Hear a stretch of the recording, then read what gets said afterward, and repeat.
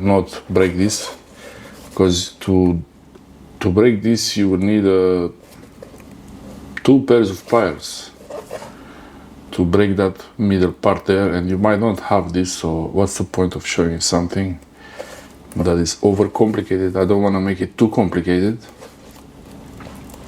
This can be floating around like this, or you could actually put it through the middle here. So let's try like that. Let's try that way.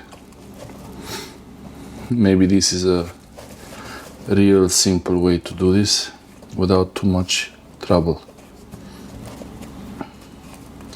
So I put it through the middle here, and then